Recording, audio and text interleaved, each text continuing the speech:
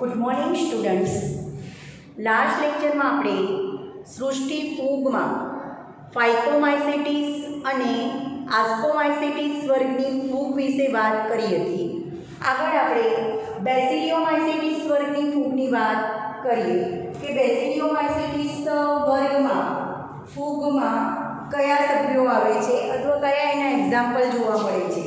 તો બેસિલિયોમાઇસેટિસ ફૂગમાં મશરૂમ એટલે કે બિલાડીનો ટોપ જોવા મળે છે, જે તમે ચોમાસા દરમિયાન જુઓ તો ચોમાસા દરમિયાન ભીની ભેજવાળી જમીન ઉપર વૃક્ષોના થડની આજુબાજુ આ મશરૂમ અથવા તો બિલાડીનો ટોપ ઉગી નીકળે છે. તો મશરૂમ અથવા જો બિલાડીનો ટોપ છે એ બેસિલિયોમાઇસેટિસ વર્ગના સભ્ય છે. તો બેસિલિયોમાઇસેટિસમાં મશરૂમ, બિલાડીનો ટોપ, બ્રેકેટ ફંજાઈ અથવા એને બ્રેકેટ ફૂગ કહેવાય છે અને પફ બોલ્સ જેવી ફૂગની જાતિનો સમાવેશ થાય છે.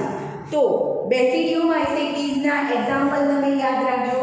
મશરૂમ એટલે કે બિલાડીનો ટોપ, બ્રેકેટ ફૂગ અને પફ બોલ્સ જેવી ફૂગ એનો સમાવેશ બેસિલિયોમાઇસેટિસ વર્ગમાં થાય છે.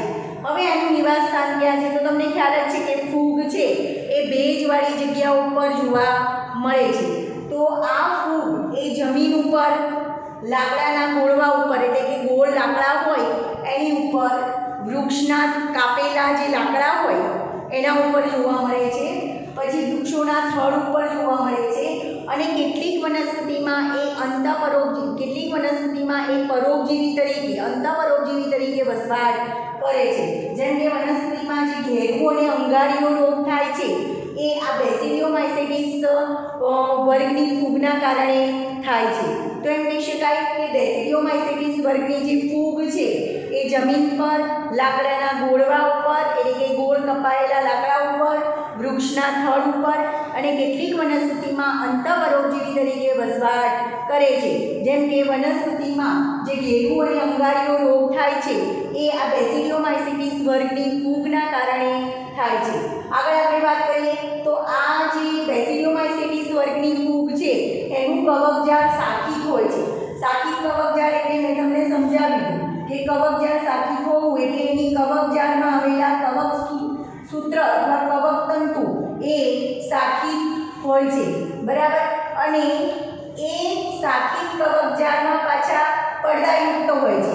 એટલે કવક તંતુમાં અથવા કવક સૂત્રમાં આડા અથવા ત્રાંસા પડદા આવેલા હોય છે. તો બીજો પોઈન્ટ એનું યાદ રાખવાનું છે, કવકજાળ શાખિત અને પડદાયુક્ત હોય છે. આગળ આવી ફૂગમાં અલિંગી વિજાણુઓ ગેરહાજર હોય છે. ટૂંકમાં એમ કહી શકાય કે અલિંગી વિજાણુ નથી એટલે કે અલિંગી પ્રજનન થતું નથી. અલિંગી બીજાણુઓ ગેરહાજર હોય છે અને વાનસ્પતિક પ્રજનન અવખંડન પદ્ધતિ દ્વારા થાય છે. હવે અવખંડન પદ્ધતિ એટલે શું તમને સમજાવેલું છે કે કોઈ પણ તંતુ છે, ફૂગનો જે તંતુ છે, કવકજાળ આપણે કહીએ તો એ કવક સૂત્ર એનું ખંડન થાય અને જેટલા ટુકડા થયા હોય એટલા ટુકડામાંથી નવી ફૂગનું નિર્માણ થાય. એને અવખંડન પદ્ધતિ કહેવાય છે. તો બેસિલિયોમાઇસેટિસ વર્ગની જે ફૂગ છે એ ફૂગમાં અલિંગી વિજાણુઓ ગેરહાજર હોય છે એટલે કે અલિંગી પ્રજનન થતું નથી, જ્યારે વાનસ્પતિક પ્રજનન અવખંડન પદ્ધતિ દ્વારા થાય છે.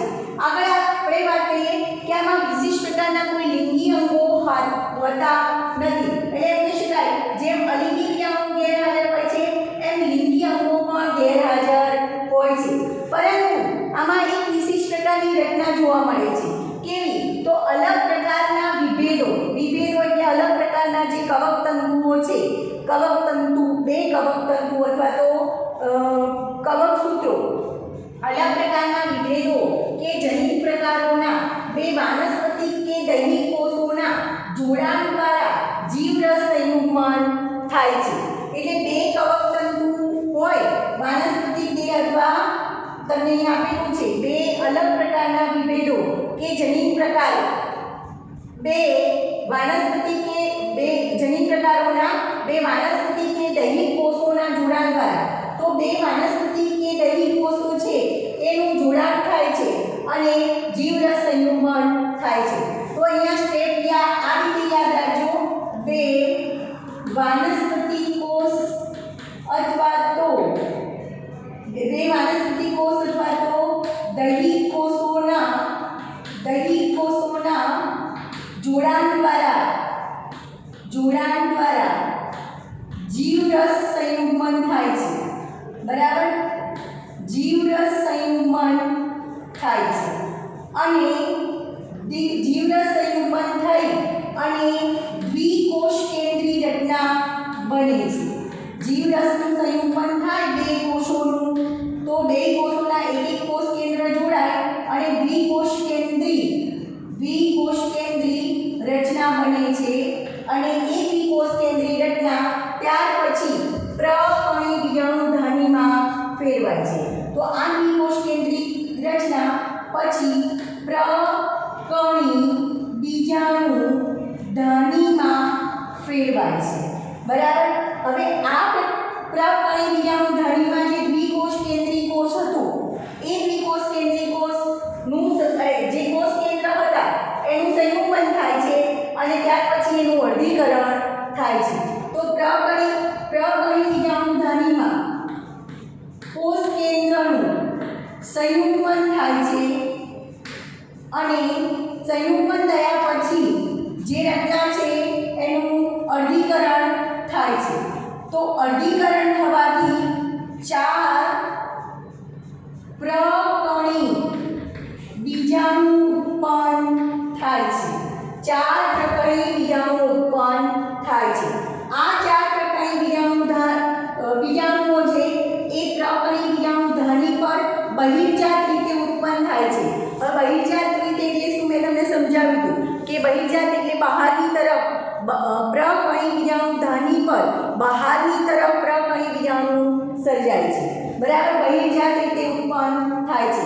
આ પ્રકણી બીજાણુધાની એ ફોડકાઈ નામની રચનામાં ગોઠવાયેલી હોય છે અને એ ફોડકાઈને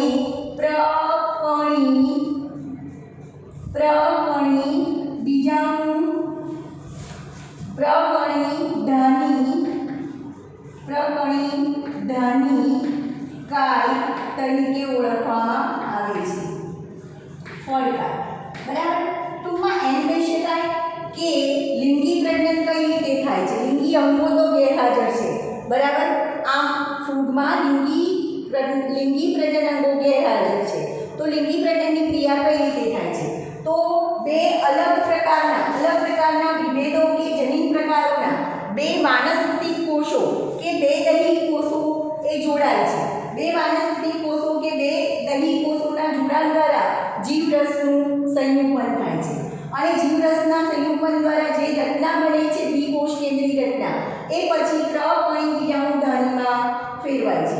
આ પ્રકણી બીજાણુધાની છે એમાં કોષ કેન્દ્રનું સંયુગ્મન થઈ અને ત્યાર પછી એનું અર્ધીકરણ થાય છે। અર્ધીકરણ થવાથી પ્રકણી બીજાણુધાનીમાં બહિર્જાત રીતે એટલે કે પ્રકણી બીજાણુધાની પર બહારની તરફ અર્ધીકરણના કારણે 4 પ્રકણી બીજાણુ ઉત્પન્ન થાય છે, 4 પ્રકણી બીજાણુ ઉત્પન્ન થાય છે।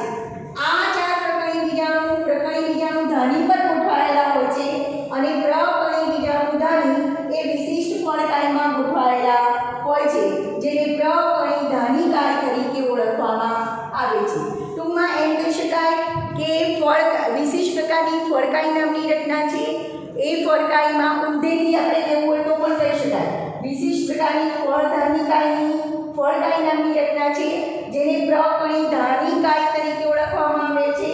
એમાં પ્રકણી બીજાણુધાની ઉત્પન્ન થાય અને પ્રકણી બીજાણુધાનીમાં કોષ કેન્દ્રના સંયુગ્મન થાય છે, ત્યાર પછી અર્ધીકરણ થઈ 4 પ્રકણી બીજાણુ બહિર્જાત રીતે ઉત્પન્ન થાય છે। તો આ પ્રકારે એમાં લિંગી પ્રજનન થાય છે। ફરીથી બેક્ટેરિયો અને આ વિભાગની આ વર્ગની જે ફૂગ છે એમાં એગેરિકસ એટલે બિલાડીનો ટોપ, મશરૂમની જુદી જુદી જાતો હોય છે, બરાબર। તો અહીંયા બિલાડીના ટોપની તમને ફિગર બતાવી છે। એવું નથી કે વ્હાઇટ રંગના જ બિલાડીના ટોપ હોય છે, અલગ અલગ રંગના અલગ અલગ જાતિના મશરૂમ હોય છે। મશરૂમનો ઉપયોગ ઘણી મશરૂમનો ઉપયોગ ખાવા તરીકે થાય છે। મશરૂમનો સૂપ કે મશરૂમની આઈટમ ઘણી બધી બનાવવામાં આવે છે। આના કારણે મશરૂમની ખેતી પણ કરવામાં આવે છે। ખેતી કરવી એટલે ખેતરમાં ઉગાડવું એવું નહીં, ઘરે બેઠા તમે મશરૂમની ખેતી કરી શકો છો। કઈ રીતે? દાખલા તરીકે આ મશરૂમ એટલે કે બિલાડીના ટોપના જે બીજાણુઓ છે એ બીજાણુઓને એક એવી રચના જેમ કુંડામાં આપણે મની પ્લાન્ટ ઉગાડીએ અને એના વિકાસ માટે આપણે જે એક સ્તંભ જેવું જેના ઉપર જે વાનસ્પતિનું સૂકું ઘાસ હોય છે એ રીતની રચના હોય છે, એના ઉપર આવું ભેજવાળું દંડ જેવી રચના હોય છે જેની ઉપર આ બિલાડીના ટોપના બીજાણુઓ નાખેલા હોય છે અને એમાં થોડાક સમયના અંતરે પાણીનો છંટકાવ કરવામાં આવે છે જેથી એ બીજાણુઓમાંથી એગેરિકસ એટલે કે બિલાડીનો ટોપ ઉગે છે અને એને કાપી અને પછી એનું વેચાણ કરવામાં આવે છે. તો આ રીતના એગેરિકસ એટલે કે બિલાડીના ટોપની ખેતી પણ કરવામાં આવે છે. એ સિવાય તમારે યાદ રાખવાનું છે યુષ્ટિ લાભો. આ ખાસ કરીને તમારે MCQમાં યાદ રાખવાનું છે જે તમને પૂછાયેલું છે. યુષ્ટિ લાભો જે અંગારિયા રોગ માટે જવાબદાર છે. આગળ આપણે વાત કરી કે ઘેરું અને અંગારિયો રોગનું નામ છે અને આ રોગ માટે જવાબદાર ફૂગ છે એ વનસ્પતિમાં અંતઃપરોપજીવી તરીકે વસવાટ કરે છે. તો યુષ્ટિ લાભો નામની જે ફૂગ છે એ અંગારિયા રોગ માટે જવાબદાર છે, જ્યારે પક્ષીનિયા નામની ફૂગ છે એ ઘેરું રોગ માટે જવાબદાર છે. તો તમને નીટમાં ક્વેશ્ચન પૂછી શકાય ઘેરું રોગ માટે જવાબદાર ફૂગ કઈ? પક્ષીનિયા. પછી અંગારિયા રોગ માટે જવાબદાર ફૂગ કઈ? તો યુષ્ટિ લાભો. એમ પણ ક્વેશ્ચન પૂછી શકાય કે પક્ષીનિયા યુષ્ટિ લાભો કયા વર્ગની ફૂગ છે? તો બેસિલિયોમાઇસેટિસ વર્ગની ફૂગ છે. અથવા બ્રેકેટ ફંજાઈ બરાબર પફબોલ્સ મશરૂમ એ કયા વર્ગની ફૂગ છે? તો બેસિલિયોમાઇસેટિસ વર્ગની ફૂગ છે. ફરી અહીંયા ધ્યાન રાખજો બેસિલિયોમાઇસેટિસ વર્ગમાં મશરૂમ એટલે કે બિલાડીનો ટોપ, બ્રેકેટ ફૂગ એટલે કે બ્રેકેટ ફંજાઈ અને પફબોલ્સનો સમાવેશ થાય છે. આ જે ફૂગ છે એ ભેજવાળી જમીન ઉપર, લાકડાના ગોળવા ઉપર એટલે કે કપાયેલા ગોળ લાકડા ઉપર, વૃક્ષના થડ ઉપર અને કેટલીક વનસ્પતિમાં અંતઃપરોપજીવી તરીકે વસવાટ કરે છે. જેમ કે ઘેરું અને અંગારિયા રોગ માટે જવાબદાર ફૂગ એ વનસ્પતિમાં અંતઃપરોપજીવી તરીકે વસવાટ કરે છે. આગળ આપણે વાત કરીએ તો આ જે ફૂગ છે એની કવકજાળ શાખિત હોય છે અને કવક સૂત્ર છે એની અંદર આડા પડદા જેવી રચના આવેલી હોય છે એટલે કે કવકજાળ શાખિત અને પડદાયુક્ત હોય છે. નેક્સ્ટ પોઈન્ટ તમારે યાદ રાખવાનો છે કે આ ફૂગમાં બેસિલિયોમાઇસેટિસ વર્ગની ફૂગમાં અલિંગી બીજાણુઓ ગેરહાજર હોય છે એટલે કે અલિંગી પ્રજનન થતું નથી, પણ વાનસ્પતિક પ્રજનન અવખંડન પદ્ધતિ દ્વારા થાય છે. તો તમને ખ્યાલ છે કે અવખંડન પદ્ધતિ કોને કહેવાય? જ્યારે ફૂગના તંતુ છે કોઈ કારણસર એ તૂટી જાય છે કવક તંતુ અને જેટલા ટુકડા થાય એમાંથી નવી ફૂગનું નિર્માણ થાય તો એને અવખંડન પદ્ધતિ કહેવાય છે. એ જ રીતે આ ફૂગમાં લિંગી અંગો પણ ગેરહાજર હોય છે, પણ અલગ પ્રકારના વિભેદો એટલે કે કોષો જનીન પ્રકારોના બે વાનસ્પતિક કે દૈહિક કોષો એ જોડાય છે અને એમના જોડાણ દ્વારા જીવરસ સંયુગ્મન થાય છે અને દ્વિકોષ કેન્દ્રી રચના બને છે જે છેવટે પ્રકણી બીજાણુધાનીમાં ફેરવાય છે. આ પ્રકણી બીજાણુધાનીમાં કોષ કેન્દ્રનું સંયુગ્મન થઈ અને એનું અર્ધીકરણ થાય છે. અર્ધીકરણ થવાથી 4 પ્રકણી બીજાણુઓ ઉત્પન્ન થાય છે. જે પ્રકણી બીજાણુધાનીમાં 4 પ્રકણી બીજાણુ અર્ધીકરણથી ઉત્પન્ન થાય છે એ બહિર્જાત રીતે ઉત્પન્ન થાય છે. બહિર્જાત રીતે ઉત્પન્ન થવું એટલે કે પ્રકણી બીજાણુધાની પર પ્રકણી બીજાણુ બહારની બાજુએ ઉત્પન્ન થાય છે અને આ પ્રકણી બીજાણુધાની એ વિશિષ્ટ ફળકાઈ નામની રચનામાં ગોઠવાયેલી હોય છે. તો એને પ્રકણીધાની કાય તરીકે ઓળખવામાં આવે છે. ટૂંકમાં એવું કહી શકાય કે વિશિષ્ટ ફળકાઈ જેને પ્રકણીધાની કાય કહેવાય છે એમાં પ્રકણી બીજાણુધાનીઓ ગોઠવાયેલી હોય છે. પ્રકણી બીજાણુધાનીઓમાં એમાં કોષ કેન્દ્ર સંયુગ્મન થઈ અર્ધીકરણ થઈ આ પ્રકણી બીજાણુધાનીઓમાં બહિર્જાત રીતે પ્રકણી બીજાણુઓ ઉત્પન્ન થાય છે અને જેમાંથી પછી નવી ફૂગનું નિર્માણ થશે. બીજા એક્ઝામ્પલ તમારે યાદ રાખવાના છે એગેરિકસ મશરૂમ સિવાય યુષ્ટિ લાભો જે અંગારિયા રોગ માટે જવાબદાર છે ફૂગ છે અને પક્ષીનિયા જે ઘેરું રોગ માટે જવાબદાર ફૂગ છે. તો બેસિલિયોમાઇસેટિસ વર્ગની ફૂગ એનું તમને શોર્ટ નોટ એટલે કે થિયરી પૂછી શકાય અને પ્લસ એમાંથી MCQ પણ તમને પૂછી શકાય.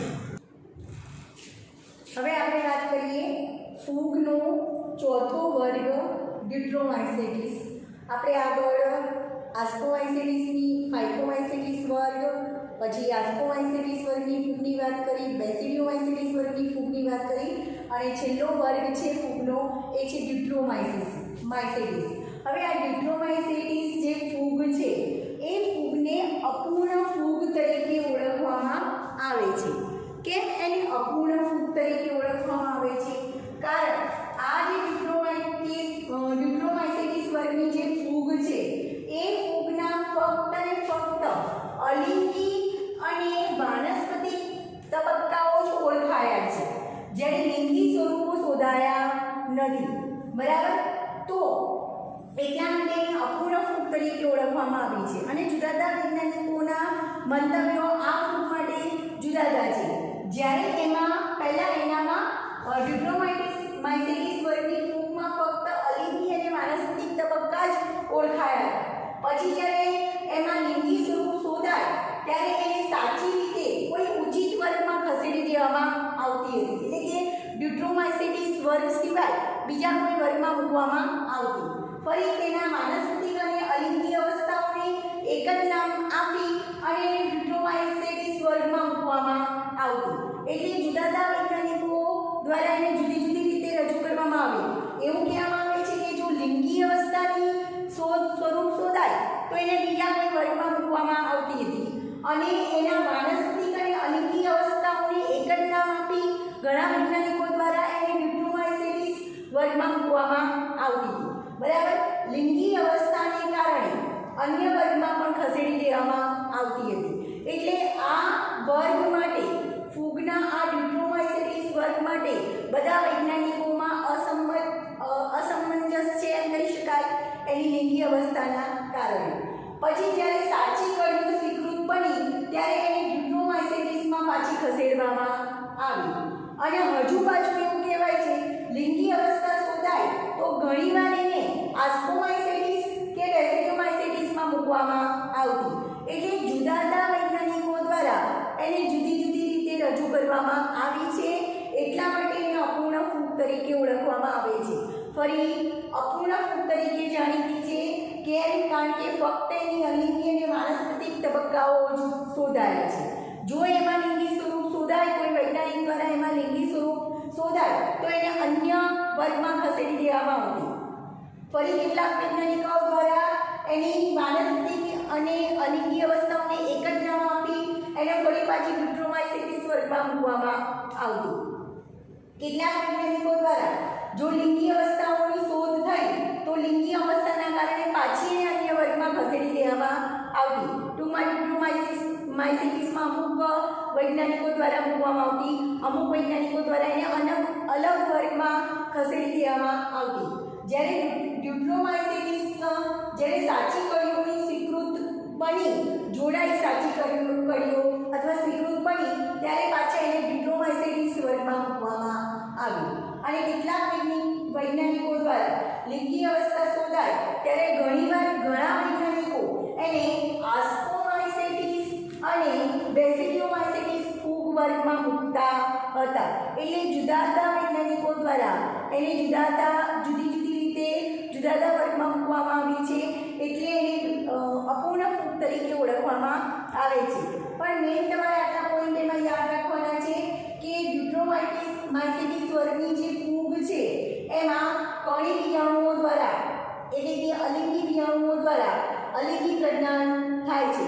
કણી બીજાણુ એટલે કે અચલ બીજાણુ જે ગોળ હોય છે અથવા લંબગોળ હોય છે. એની કવકજાળ પડદાયુક્ત અને શાખિત હોય છે. પડદાયુક્ત કવકજાળ અને શાખિત કવકજાળની વાત આપણે આગળ કરેલી છે. ત્યાર પછી આ જે વર્ગની ફૂગ છે એ પૈકીની કેટલીક ફૂગ મૃતોપજીવી છે. મૃતોપજીવીનો મતલબ શું થાય? મૃતોપજીવી ફૂગ એટલે કે કેટલીક ફૂગ એ મૃત કાર્બનિક પદાર્થમાંથી પોતાના પોષક દ્રવ્યો પ્રાપ્ત કરી અને પોષણ મેળવે છે તો એની મૃતોપજીવી ફૂગ તરીકે ઓળખવામાં આવે છે. જ્યારે કેટલીક ફૂગ પરોપજીવી છે, એટલે કેટલીક ફૂગ એ વનસ્પતિ કે પ્રાણીઓમાંથી પોષક દ્રવ્યો પ્રાપ્ત કરે, જીવંત વનસ્પતિ કે પ્રાણીઓમાંથી પોષક દ્રવ્યો પ્રાપ્ત કરે તો એને પરોપજીવી ફૂગ તરીકે ઓળખવામાં આવે છે. અને કેટલીક ફૂગ વિઘટકો તરીકે વર્તે છે. વિઘટકો એટલે કે વનસ્પતિ અને પ્રાણીઓના મૃતદેહોનું વિઘટન કરવાનું કામ કરે છે. ટૂંકમાં આ ડિપ્લોમાઇસેટિસ વર્ગની ફૂગમાં કેટલીક ફૂગ મૃતોપજીવી તરીકે, કેટલીક ફૂગ પરોપજીવી તરીકે અને કેટલીક ફૂગ વિઘટકો તરીકે આવેલી હોય છે. અને આ વિભાગની આ વર્ગની ફૂગ ખાસ કરીને ખનિજોના ચક્રીયકરણમાં અગત્યનો ભાગ ભજવે છે. ખનિજોનું ચક્રીયકરણ એટલે જમીનમાંથી સજીવમાં અને સજીવમાંથી વિઘટક. દાખલા તરીકે જમીનમાંથી કેટલાક ખનિજ તત્વો એ વનસ્પતિમાં દાખલ થાય છે, બરાબર, કે વનસ્પતિ દ્વારા પછી પ્રાણીઓમાં દાખલ થાય છે. હવે જ્યારે એ વનસ્પતિ અને પ્રાણીઓનું મૃત્યુ થાય છે તો એ કેટલીક ફૂગ, આ વર્ગની કેટલીક ફૂગ વિઘટક તરીકે કાર્ય કરે છે. તો વનસ્પતિ અને પ્રાણીઓના મૃતદેહનું વિઘટન કરી અને એ ખનિજોને પાછા જમીનમાં દાખલ કરે છે. તો જમીનમાંથી વનસ્પતિમાં અને વનસ્પતિમાંથી પ્રાણીઓમાં પાછા વનસ્પતિ અને પ્રાણીઓ મૃત્યુ પામે એટલે આ વર્ગની ફૂગ એ વિઘટકો તરીકે કાર્ય કરી એના મૃતદેહોનું વિઘટન કરી એ ખનિજોને પાછા જમીનમાં દાખલ કરે છે, જેને ખનિજોનું ચક્રીયકરણ કહેવાય છે. ટૂંકમાં આ વર્ગની ફૂગ એટલે કે ડિપ્લોમાઇસેટિસ વર્ગની ફૂગ એ ખનિજોના ચક્રીયકરણમાં પણ અગત્યનો ભાગ ભજવે છે. તો એમાં તમને 3 એક્ઝામ્પલ આપેલા છે જે તમને નીટમાં પૂછી શકાય. કયા 3 એક્ઝામ્પલ આપેલા છે? એક ઓલ્ટરનેરિયા ફૂગ જે ડિપ્લોમાઇસેટિસ વર્ગની ફૂગ છે, એક કોલિકોટ્રાઇકમ અને એક ટ્રાયકોડમાં ફૂગ. ટ્રાયકોડમાં ફૂગ એ મુક્તજીવી ફૂગ છે અને એનો ઉપયોગ મુક્તજીવી ફૂગ છે અને એનો ઉપયોગ જૈવિક નિયંત્રક તરીકે થાય છે. જૈવિક નિયંત્રક એટલે શું?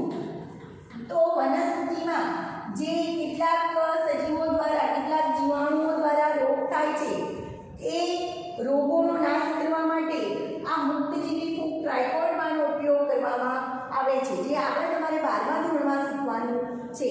તો મોસ્ટ ટાઈમલી તમારા આટલા ક્વેશ્ચન, આ તો અપૂર્ણ ફૂગ છે અને એની જુદા જુદા વૈજ્ઞાનિકો દ્વારા જે માહિતી આપવામાં આવી છે એની વાત કરી છે, પણ મેં તમારા આટલા મોટા યાદ રાખવાના છે કે આ ડિપ્લોમાઇસેટિસ વર્ગની ફૂગ અપૂર્ણ ફૂગ તરીકે જાણીતી છે, બરાબર, કારણ કે આ ફૂગના માત્ર અલિંગી અને વાનસ્પતિક તબક્કા જ શોધાયા છે, લિંગી સ્વરૂપ એનું શોધાયેલું નથી, બરાબર. હવે જ્યારે લિંગી સ્વરૂપ શોધાય, કોઈ વૈજ્ઞાનિક દ્વારા આ ફૂગનું લિંગી સ્વરૂપ શોધાય તો એને પાછા અન્ય વર્ગમાં ખસેડવામાં આવતું. પછી કેટલાક વૈજ્ઞાનિક દ્વારા એવું માનવામાં આવતું કે એની વાનસ્પતિક અને અલિંગી અવસ્થા એક જ છે, એટલે એને એક જ અવસ્થા માની અને એને ડિપ્લોમાઇસેટિસ વર્ગમાં મૂકવામાં આવતું. ફરી કોઈ વૈજ્ઞાનિક દ્વારા જો લિંગી અવસ્થા શોધવામાં આવે તો એને પાછા અન્ય વર્ગમાં ખસેડી દેવામાં આવતું, બરાબર. પછી સાચી કળીઓની શોધ થઈ એટલે એને પાછી ડિપ્લોમાઇસેટિસ વર્ગમાં મૂકવામાં આવી, બરાબર. અમુક વૈજ્ઞાનિકો દ્વારા લિંગી અવસ્થાઓની શોધ થઈ એમાં તો એને આસ્કોમાઇસેટિસ અને બેસિલોમાઇસેટિસમાં મૂકવામાં આવી. ટૂંકમાં ફૂગ માટે જુદા જુદા વૈજ્ઞાનિકોના મંતવ્ય જુદા જુદા છે અને એમાં લિંગી સ્વરૂપ માટે અસમંજસ છે, એટલે એને અપૂર્ણ ફૂગ તરીકે ઓળખવામાં આવે છે. ખાસ આ મુદ્દા ધ્યાનમાં રાખજો. ડિપ્લોમાઇસેટિસમાં અલિંગી પ્રજનન ઘણી બીજાણુઓ દ્વારા થાય છે. એની કવકજાળ પતાયુક્ત અને શાખિત હોય છે. આ વર્ગની ફૂગ મૃતોપજીવી તરીકે, કેટલીક ફૂગ પરોપજીવી તરીકે અને કેટલીક ફૂગ વિઘટકો તરીકે ઉપયોગી છે. જે ફૂગ વિઘટકો તરીકે વર્તે છે એ ફૂગ ખનિજોના ચક્રીયકરણમાં અગત્યનો ભાગ ભજવે છે.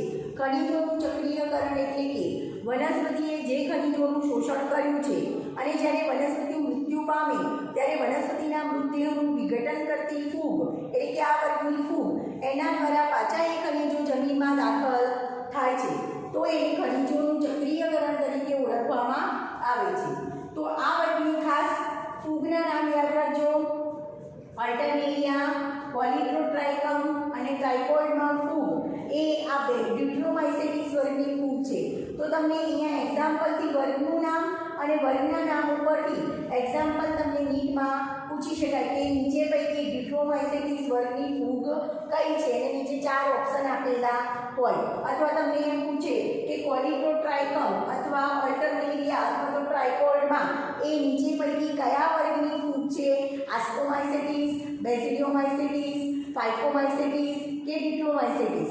બરાબર. તો આજે આપણે ફૂગ સૃષ્ટિના 4 વર્ગ પૂરા એટલે ટૂંકમાં ફૂગ સૃષ્ટિ પૂરી.